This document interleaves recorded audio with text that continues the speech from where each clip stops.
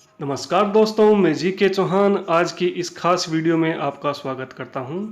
दोस्तों, आज हम पोलैंड की लोकल ट्रेन की सवारी के साथ क्राको शहर के आसपास दो छोटे गांवों की सैर करेंगे। मैं आपसे रिक्वेस्ट करता हूं कि वीडियो को शुरू से लास्ट तक ज़रूर देखना।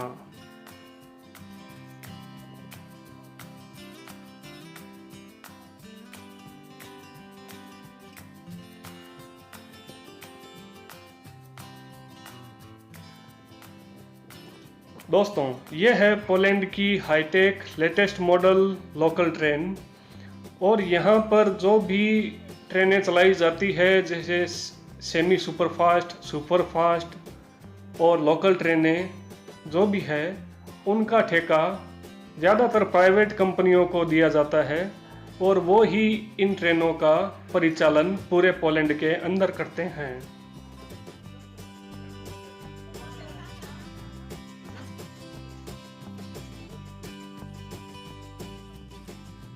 फ्रेंड्स, ट्रेन बहुत अच्छी और आरामदायक नज़र आती है। सीटें गद्देदार और आसपास सीटों के काफ़ी खुली जगह नज़र आ रही है। बाकी यहाँ पर ट्रेनों के अंदर बैठने की सीटों की कोई कमी नहीं है। कभी कभार हो सकता है कि अपवाद में आपको बैठने को सीट न मिले और आपको खड़े खड़े सफ़र करना पड़े।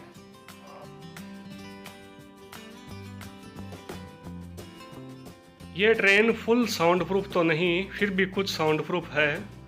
और ट्रेन चलने के दौरान हमें जो लचक महसूस होती है अपने शरीर में, वो कम से कम इस ट्रेन में होती है। और पटरियां बदलने के समय पहियों की जो आवाज़ होती है वो भी कम से कम आती है। और यहाँ की ट्रेनें साउंड का इस्तेमाल यानी कि हॉर्न का इस्तेमाल कम से कम करती है।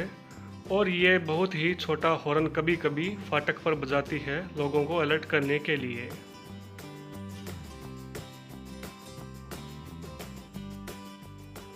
दोस्तों, मैं अपनी आवाज़ को 1 मिनट के लिए विराम देता हूँ। मैं चाहता हूँ कि जो मैं इस ट्रेन में बैठ के महसूस कर रहा हूँ वैसा आप ही मेरे साथ बैठकर महसूस कर सकें और इस ट्रेन की सवारी के साथ इस ट्रेन की आवाज़ सुन सकें।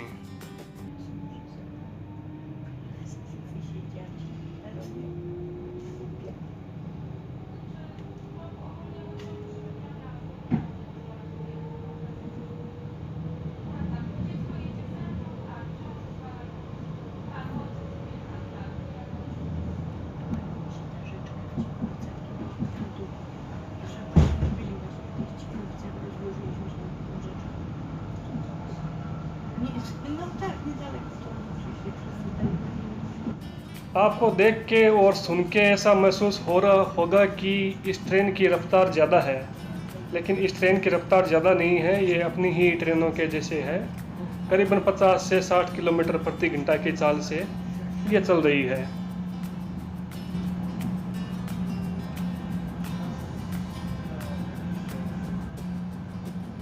इस ट्रेन में आपको हाईटेक बाथरूम, मौसम के हिसाब से गर्म और ठंडा वातावरण और उसके बाद में टिकट काटने की अलग से मशीनें। यदि आपने टिकट नहीं खरीदी है स्टेशन से, आपको टिकट भी अंदर भी मिल जाएगा।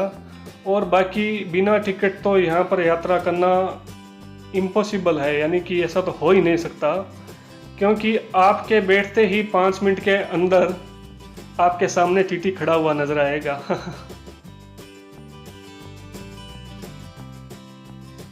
माफ़ करना दोस्तों, मैं आपको ट्रेन के अंदर का व्यू कम दिखा पाया और इसके बारे में कम ही जानकारी दे पाया, क्योंकि आज का वीडियो मिक्स वीडियो है, कोई ट्रेन स्पेशल वीडियो नहीं है। अभी हमें गांवों में भी जाना है और वहाँ की सैर भी करनी है। हाँ, अगली बार हो सकता है कि मैं पोलैंड की सुपरफास्ट ट्रेन पेंडोलिनो के ऊपर वीडियो आपको बना के दिखाऊं। खैर, हम क्राको प्लासुप से रजेजेवा गांव आ चुके हैं। ये रजेजेवा गांव का रेलवे स्टेशन है। दोस्तों, अब तक हमने 44 मिनट में 44 किलोमीटर का सफ़र तय कर लिया है। और हम अभी आ चुके हैं रजजेवा गांव के अंदर।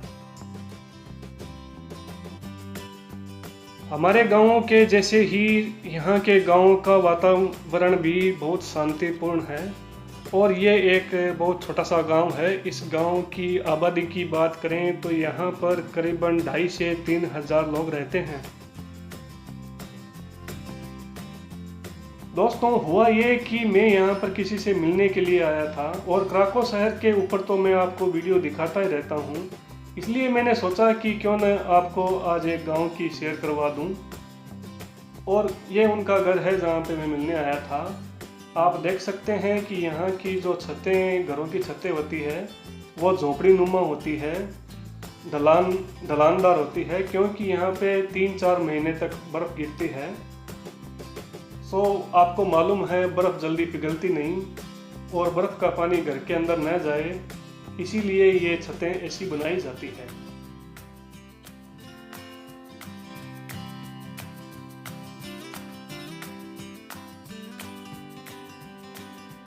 शहरों में तो कहाँ किसको ज़्यादा टाइम मिलता है, बाकी गाँवों में तो हमारे जैसे ही यहाँ के गाँवों में भी लोग जो यहाँ पे रहते हैं वो पेड़ों का शौक़ रखते हैं, दरख्तों का शौक़ रखते हैं।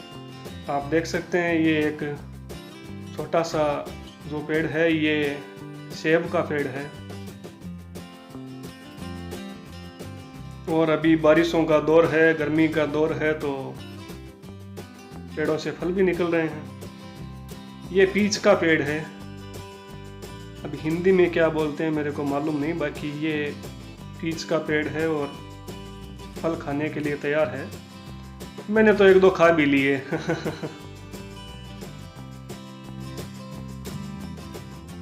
फलों के अलावा यहाँ के लोग सब्जी के पेड़ भी घर में लगाते हैं, जिससे कि उनको बार बार बाज़ार न जाना पड़े। और ये इस पेड़ के बारे में तो आप जानते हैं, ये एक टमाटर का पेड़ है। खैर, आज का वीडियो दोस्तों यहीं तक नहीं है, अभी हमें खेतों में भी जाना है। अब गांव में आ गए और फिर खेतों में न जाएं, ये तो कोई बात नहीं हुई।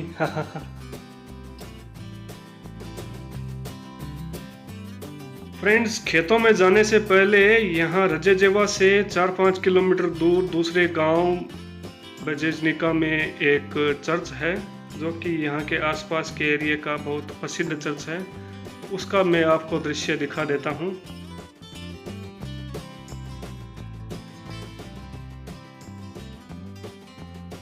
फ्रेंड्स, इस चर्च का नाम Saint Peter and Paul church है और ये यहाँ के आसपास के इलाके का बहुत प्रसिद्ध चर्च है। ये चर्च पूरा का पूरा लकड़ी से बनाया गया है। हो सकता है छतों की मेरे को जानकारी नहीं है, हो सकता है ये प्लास्टिक वगैरह या लोहे की बनी हो। बाकी ये यहाँ के लोगों के अनुसार इस पूरे चर्च को लकड़ी के द्वारा ही बनाया गया है, इसीलिए ये प्रसिद्ध है। और यहाँ के लोगों के अनुसार ये करीबन 13वीं और 14वीं शताब्दी में चर्च बनाया गया था।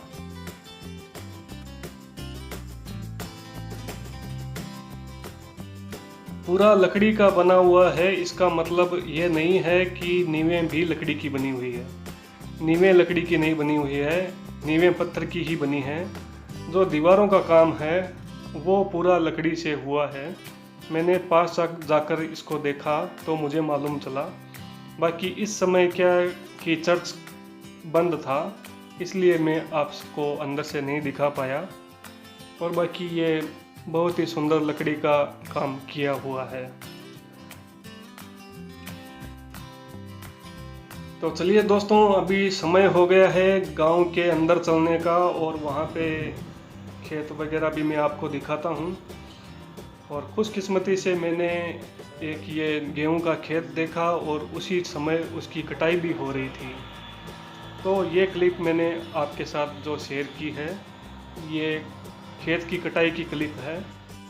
और ऐसी मशीनें तो आपने भारत में भी देखी होगी, पाकिस्तान या बांग्लादेश, कहीं भी आप जहाँ रहते हैं वहाँ पे तो अपने यहाँ गेहूँ वगैरह बहुत खूब होता है, तो वहाँ पे आपने मशीनें देखी होगी। अब यूरोप में भी देख लो यार।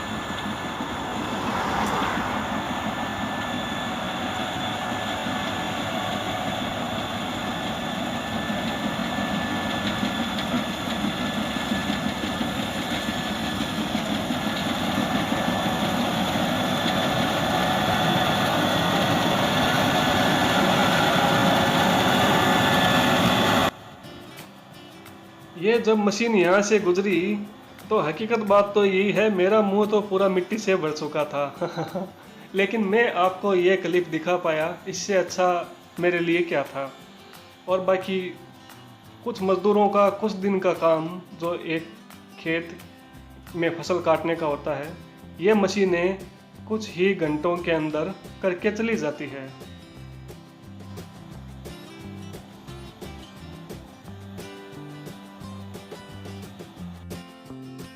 ये मकई का खेत है, भुट्टा जिसको बोलते हैं। हमारे यहाँ गांव में तो लोग ठेले के ऊपर भुट्टे सेक के बेचते हैं। 10 रुपये 15 रुपये में एक भुट्टा मिल जाता है। और बाकी यहाँ पे अभी ये फसल नहीं है, यानी कि इसकी शुरुआत अभी हुई है, इसे उगाया गया है। सो यहाँ पे अभी ये महंगा है। आज मैं मार्केट में गया था तो वहाँ पे देखा था मैंने, 1 किलो भुट्टे की कीमत करीबन अभी 5 जोल्टी है। हो सकता है कि कुछ दिनों में यहाँ पर भी सस्ते हो जाएं। जब ये फसल पक जाएगी तो हो सकता है कुछ सस्ता हो जाए।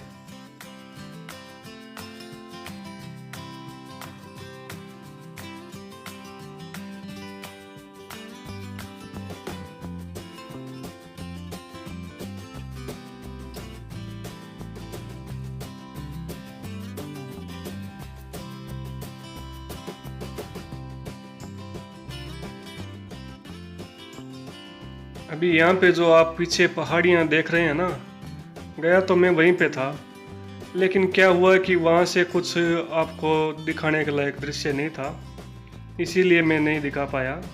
और बाकी ये जो पहाड़ियाँ थी ये रजेजेवा गांव से करीबन 15 किलोमीटर थी और मैंने यहाँ पर साइकिल के द्वारा घुमाई की।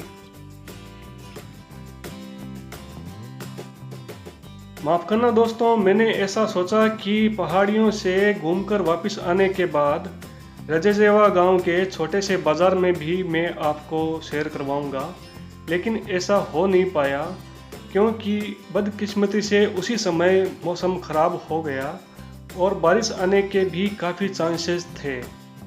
सो इसके लिए आप माइंड मत करना। और आज का वीडियो आपको कैसा लगा ये मुझे कमेंट में ज़रूर बताना, हो सके तो लाइक भी करना।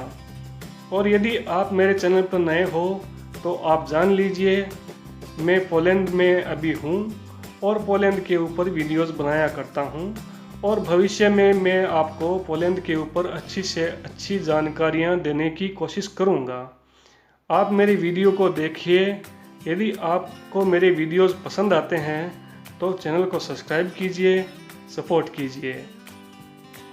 खैर, अब अपने दोस्त जीके चौहान को दीजिए इजाज़त। मैं मिलता हूँ आपको अगली वीडियो में। तब तक के लिए धन्यवाद, नमस्कार।